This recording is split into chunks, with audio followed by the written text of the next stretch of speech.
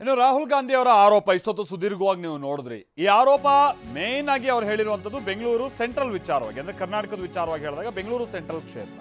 ಅಲ್ಲಿನ MP ಯಾರು? PC Mohan. ಈಗ ಅವ್ರೇನ್ ಹೇಳ್ತಾ ಇದ್ದಾರೆ, ವಿಶೇಷ ಮತದಾರರ ಪಟ್ಟಿ ಪರಿಷ್ಕರಣೆ ಬೇಡ ಅಂತಾರೆ. ಹೊರಗೆ ಬಂದದು ಮತಗಳ್ಳತನ ಅಂತ ಆರೋಪಿಸ್ತಾ ಇದ್ದಾರೆ. ಇದ್ಯಾವ ದ್ವಂದ್ವ ನೀತಿ ಅನ್ನೋದು ನಮ್ಗೆ ಗೊತ್ತಾಗ್ತಾ ಇಲ್ಲ. 2009ರಲ್ಲಿ ಮಹದೇವಪುರದಲ್ಲಿ 2,87,000 ಮತ ಇತ್ತು. 2009, 2014, 2019 ಹೀಗೆ ಮತದಾರರ ಸಂಖ್ಯೆ ಎಷ್ಟು ಹೆಚ್ಚಾಗ್ತಾ ಹೋಯ್ತು ಅನ್ನುವಂಥದ್ದನ್ನು ಅವ್ರು ಹೇಳಿದ್ದಾರೆ. 1.25 ವರ್ಷದ ಬಳಿಕ ನೀವು ಆರೋಪ ಮಾಡೋದು ಏನಿದೆ ಅಂತಲೂ ಕೂಡ PC ಮೋಹನ್ ಪ್ರಶ್ನೆ ಮಾಡಿದ್ದಾರೆ. 2024 ಯಾರ್ದು ಸರ್ಕಾರ ಇದ್ದಿದ್ದು?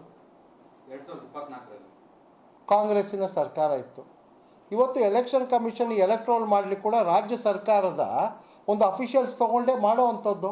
ಇವತ್ತು ಏನೆಲ್ಲ ಆಗಿದ್ರು ಕೂಡ ಅವರೇ ಹೊಣೆ ಆಗಬೇಕಲ್ಲ. ಅದಕ್ಕೆ ರಾಜ್ಯ ಸರ್ಕಾರದ ಒಂದು ಅಫಿಷಿಯಲ್ಸೇ ಮಾಡಿಕೊಡೋ ಅಂಥದ್ದು, ಅದಕ್ಕೆ ಅವರೇ ಹೊಣೆ ಆಗಬೇಕು.